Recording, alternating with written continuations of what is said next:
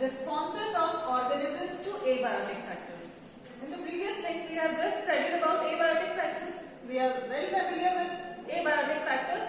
For example, what are the abiotic factors? Like light, water, temperature, soil. All these are abiotic factors which affect the organism. Some organisms are such which are very capable of living in any kind of conditions of environment. But some organisms are not able to cope up with the situation. So those organisms which are well adapted to the particular environment will able to survive very properly. So we can say that abiotic factors are variable for a given area. That means in some part of the earth there may be some different range of abiotic factor. Means for example, at some places temperature is more, at some places temperature is less. Similarly, availability of light is not same on the whole earth. Similarly, type of soil is also different. So we can say only the fittest organism can survive in an area. Organisms have developed and maintained a constant internal steady state. This steady state of the body is termed as homeostasis. Now, what is homeostasis? Let me explain you very properly. That homeostasis means to maintain the internal environment of the body according to the external environment. That means, if suppose if we talk about the temperature, if the temperature of the environment is increasing and if the organism is able to keep its body temperature constant, ठीक है, जैसे जैसे temperature अगर environment का change होता है तो उसकी बॉडी का टेम्परेचर लेकिन कैसा रहना चाहिए, कांस्टेंट. ठीक है, then that means it has the ability of homeostasis. So this is the steady state of body. That means कि टेम्परेचर के साथ साथ बॉडी का टेम्परेचर वेरी नहीं करना चाहिए. That is called homeostasis and this phenomena is very helpful in organisms. So we are talking about temperature. The temperature is one of the abiotic factors which controls the rate of physiological activities in an animal.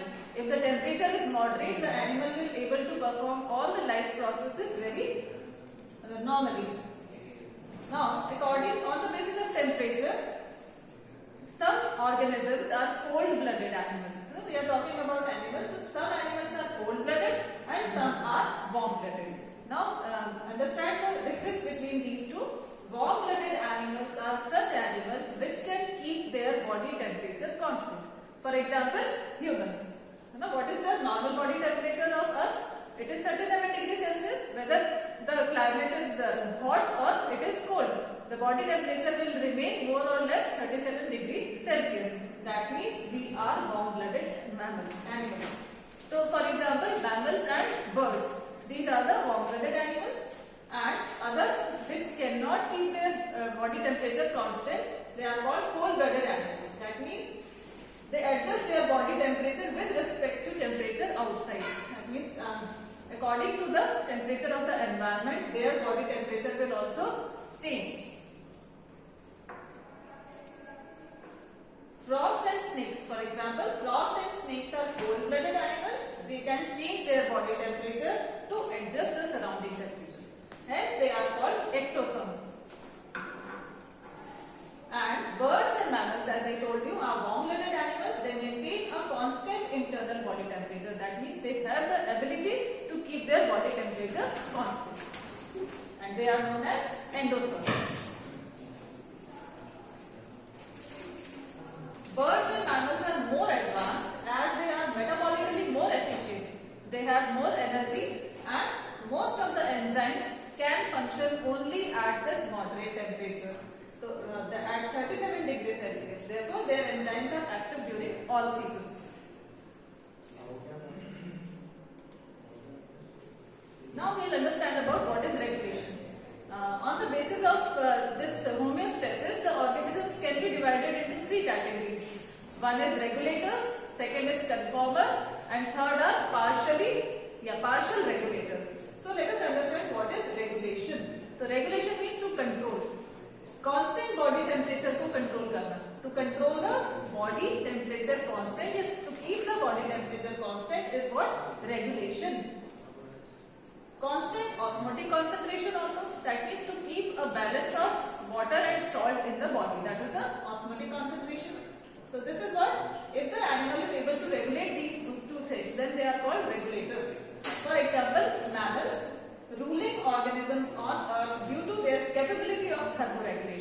Thermoregulation means control of regulation of temperature, and osmoregulation means regulation of osmotic balance, salt and water balance. So mammals have this ability, therefore they are called regulators. Human beings can maintain a constant body temperature of about 37 degrees Celsius. Now, suppose for example I talk about, suppose you are feeling very hot. So what you do, you switch on the fan or you switch on the AC or you go to some hill station. These are the artificial adaptation which we do.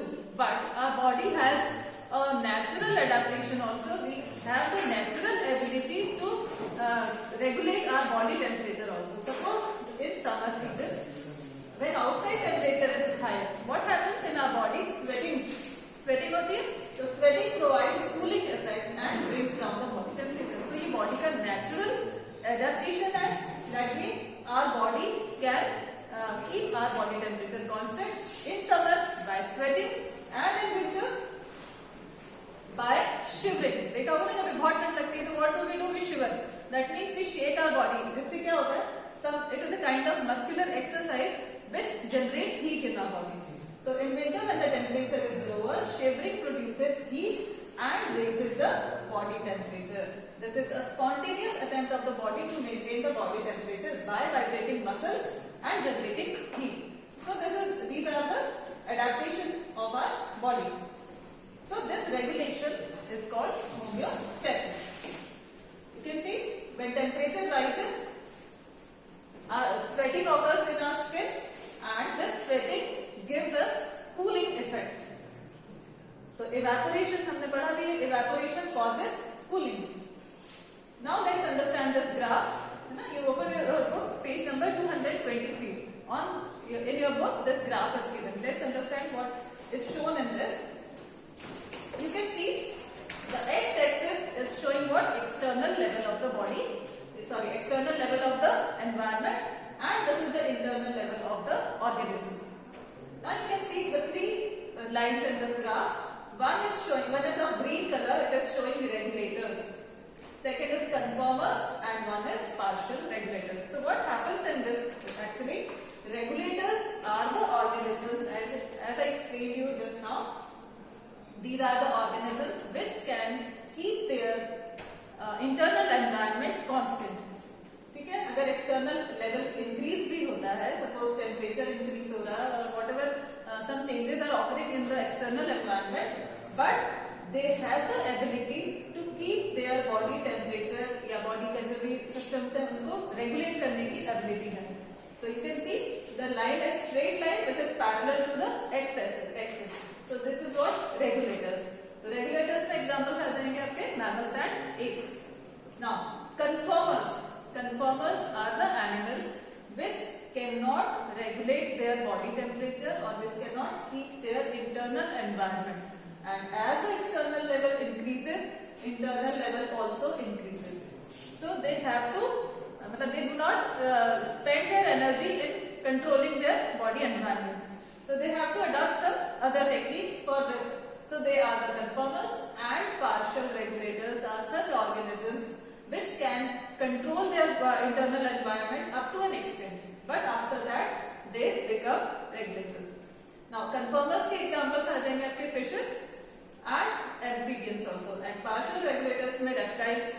Okay, so this graph is in this way I have explained you. Now the next thing, conformers. Most animals and all plants they can partially maintain a constant internal environment, and the change in internal body temperature and osmotic concentration with the surrounding. So their body temperature also changes according to the environment, and they have to spend less biochemical energy than regulators. So regulators अपने body temperature को constant रखने के लिए they spend more energy, but conformers they don't need much energy to control these environment or the body temperature. Thermoregulation for smaller animals. How these smaller animals are able to regulate their body temperature. So let's see. Thermoregulation is a more energy expensive affair in smaller animals than larger animals due to their larger surface area to volume. What does it explain? Okay, you can understand by this, the surface area is inversely proportional to volume. Okay, if volume is more, the surface area will be less.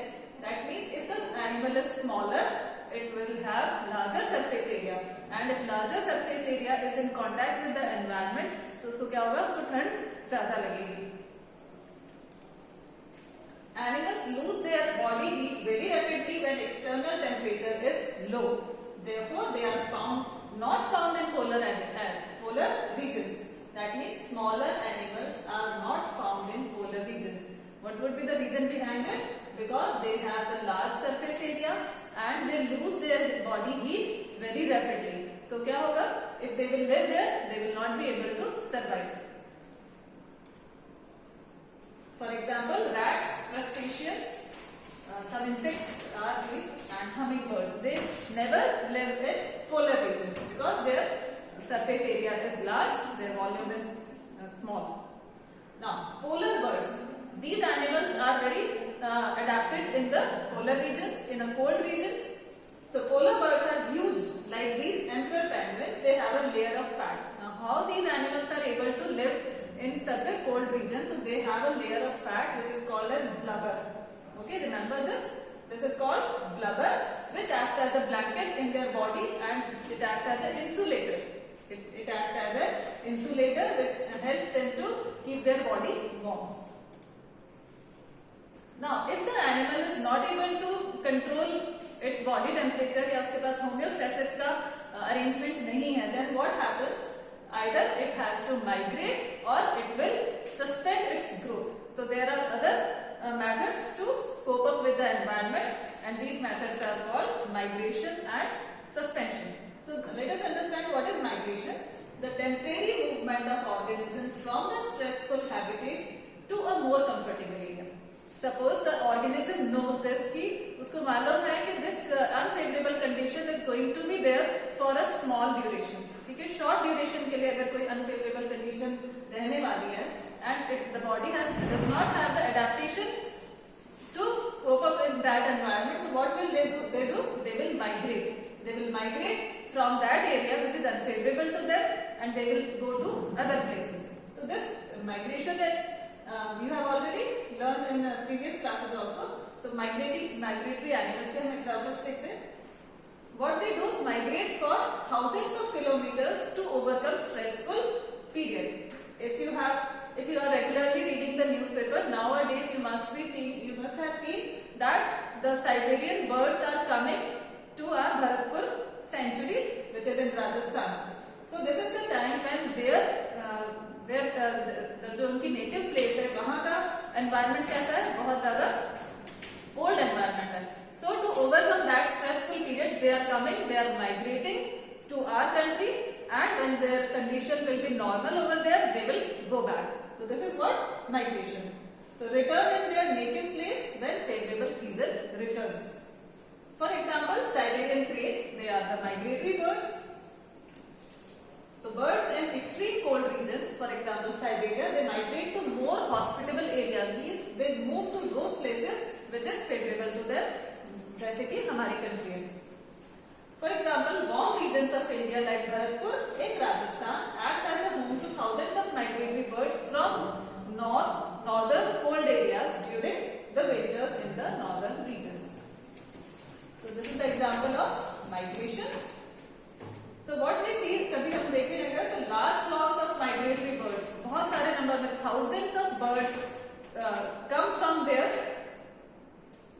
of the globe to spend freezing winter in a warmer place. So हमारी जो country है, it provides warmer place to them, but it is possible कि रास्ते में some of them may die or some of them may lose their weight, but a majority of them reach safely to a place which is suitable for their survival. Now tiding over unfavorable conditions. तो जैसे हमने migration के बारे में समझा, this is another feature for lower organisms like bacteria, fungi, unicellular algae. These are the very lower kind of animals which will how they will cope up with the unfavorable conditions. So they survive the environmental stress by reducing their life activities. वो एक तरह से dormant state अपनी सारी activities को hold कर देते हैं, सस्पेंड कर देते हैं. They form spores around them, अपने आसपास एक प्रोटेक्टिव वॉल बना लेते हैं, which are extremely resistant to environmental stress. किसी भी तरह के environmental stress से अपने आप को प्रोटेक्ट करके रखते हैं with the help of spores, जैसे कि फंगी में हम देखते हैं. Spores germinate during favorable conditions, and as the favorable condition is available to them, they will germinate and they will grow into another new individual. The spores are resistant and they are present in lower organisms which include endospore, ascospores, basidiospores and oospores. ये fungus में आपको देखने को मिलेगा. And some seeds क्या? All seeds produced by higher plants are also structured which tolerate environmental stress. हम seeds रख लेते हैं ना, seeds, and whenever the season comes, then we can sow the seeds and we get the plant. So, but when the seed is not germinating, so that stage is called dormant stage. उसकी वो inactive stage होती है, and that stage is for overcoming the stressful condition. That means when the germinating जो भी factors हैं वो available नहीं है, तो at that time it will remain inactive और अपनी वो सारी जो development की stages है उनको रोक देता है. Higher plants produce vegetative structures like bulbils and sturils to thrive through unfavorable seasons. So this is also one of the adaptation. Some animals, what they do, they tide over the unfavorable temperature conditions by suspending their metabolic activities. तो ये कुछ higher animals में भी होता है ऐसा. What they do, let's see. Suppose in winters, if the animal has stopped this activity, then it is known as hibernation. If this is done in summers, it is known as estivation. So hibernation and estivation are the two activities which is shown by the animals to tie over या to overcome the stressful condition या unfavorable conditions के time. What they do, they stop their metabolic activities, or we can say they suspend their metabolic activities. For example, in your book it is also given snails. These snails are estivating. They have gone for summer sleep to tide over the high temperatures during the summers. So they have suspended their growth. Similarly, some insects and some zooplanktons undergo diapause. This is another phenomenon which is the stage of, which is also a stage of suspended development with very low activity. So they remain, they appear as if they are died. So this moth in its diapause before coming out of its cocoon. This is a kind of developmental dormancy. So this is diapause is another method which is adopted for overcoming the stressful condition. Now we'll see adaptations and evolution. Adaptations often accumulate in a species. Adaptations क्या? Accumulate होते जाते हैं and they provide advantage to the organisms. Some special features keep developing over a large period of time. तो जैसे जैसे adaptations होते जाएंगे, the changes will come into the body and those changes may be helpful for the animal or the plant to survive in stressful condition, or whichever environment is provided to them, वो वहाँ पे भी survive कर पाएंगे. तो this adaptation, ये जो slow adaptations होते जाते हैं और body में accumulate होते जाते हैं, this leads to evolution and speciation. Evolution means the changes which had occurred since the origin of life, and speciation means the formation of new species.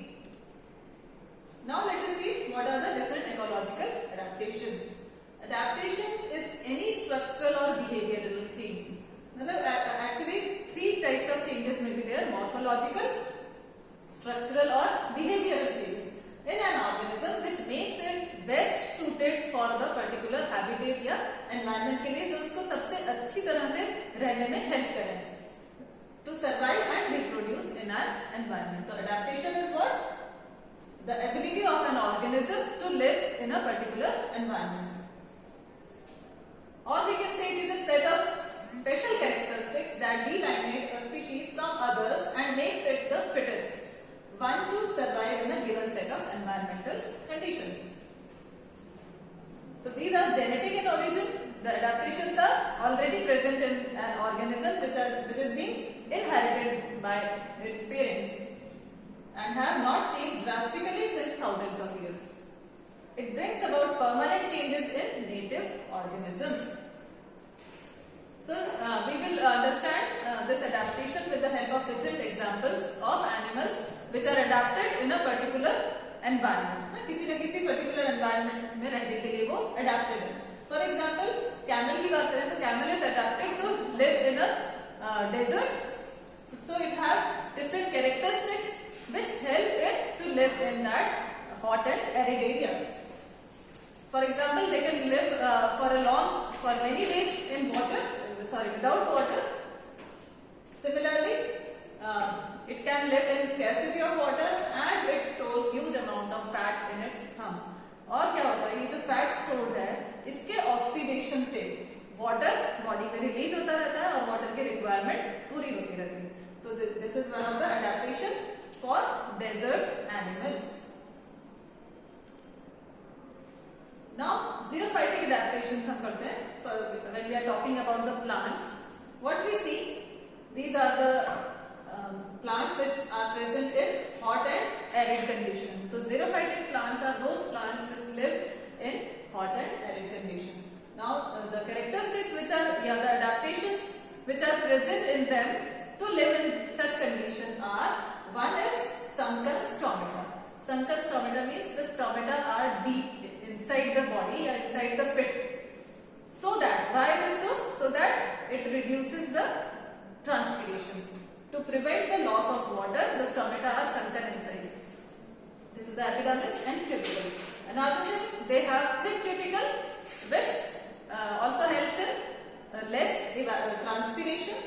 And other features, you can see that scarcity of water is there in the region. They have leaves reduced to needles. That means आपने cactus का plant देखा होगा, it has needle-like structure present over there. तो वो needles क्या है? Thorns है, which are the modification of leaves. So that means leaves are modified into thorns. They have converted into thorns to reduce the loss of water.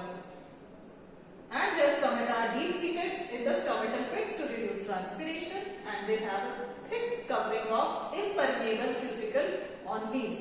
So they have a thick cuticle again to reduce the transpiration.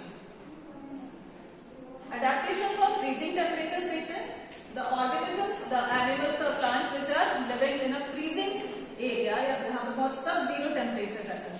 What happens there? Like polar bears and other mammals in low temperature areas have smaller ears and limbs. This is very important.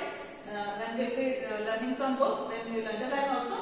So the organisms which are living in the polar regions have smaller ear and limbs, and this is why it reduces the surface area, and this is known as Allen's rule. Okay, this is very important. So Allen's rule क्या कहता है कि the animals which are living in low temperature area, they have smaller ears and limbs. This rule was given in 1877 by Joel Allen. Dolphins and other aquatic animals of cold climates have a thick layer of adipose tissue. Just now I explained blubber कहते हैं जिसको. There is a layer of fat which is known as blubber to prevent heat loss. Extreme thermophiles, that means extreme heat में भी अभी हमने देखा जो temperatures थे different environments के, they were still ऐसे थे कि उसमें हम animals या plants जो है survive कर सकते हैं, but still there are some regions which have the temperature around 100 degrees. So no creature can live there, but some bacteria are there which can survive in such extreme condition also. So such bacteria are called thermophiles. They have proteins in their cell membranes which are stable at high temperature also. For example, Thermus aquaticus. About it we have learned in the previous chapter also. So polar fishes, they have antifreeze glycoproteins in their serum which prevents their blood from freezing even at the temperature below 0 degree. Now let us understand about the animals which live in desert. So these are the desert lizards. Now how they might be able to control their body temperature? They are the reptiles. What they do when it is very cold in the environment, they go to in the sunlight. इसको कहते हैं sun basking. So they show a behavioral adaptations. They bask in sunlight and absorb heat. And when their body temperature is high, then they go again into the shade. तो they absorb heat and when their body temperature drops and move to shade when temperature rises. ठीक है, तो temperature ज्यादा होगा तो shade में चले जाएंगे and when temperature is low they move to sun. Thus, in this way they maintain the constant body temperature. Instantaneous adaptations भी होते हैं, means जैसी रिक्वायरमेंट हुई वैसी बॉडी अडेप्ट की, मतलब these adaptations are not present already in the body but they are instantaneous adaptations. Let's understand what is this. So these are the temporary signs or symptoms in the body response to a temporary proximity to a climatic condition. Suppose to minimize stress for the time being, means suppose for a time being अगर कुछ environment में changes आते हैं तो body उसी समय react करती है and some adaptations are adopted. For example, altitude sickness. That means suppose we are adapted to live on the plains, है ना, plains पे रहते हैं, मतलब मैदानों में रहते हैं. But when we need to go on mountains, कभी हम mountains पे अगर जाते हैं तो some changes या हमें कुछ altitude sickness feel होती है. तो it occurs upon going to high altitude regions. When we are going at height तो क्या होता है, देखो एटमॉस्फेरिक प्रेशर जो है वो डिक्रीज होगा. As we go on the mountains oxygen level भी कम हो जाता है and atmospheric pressure also reduces.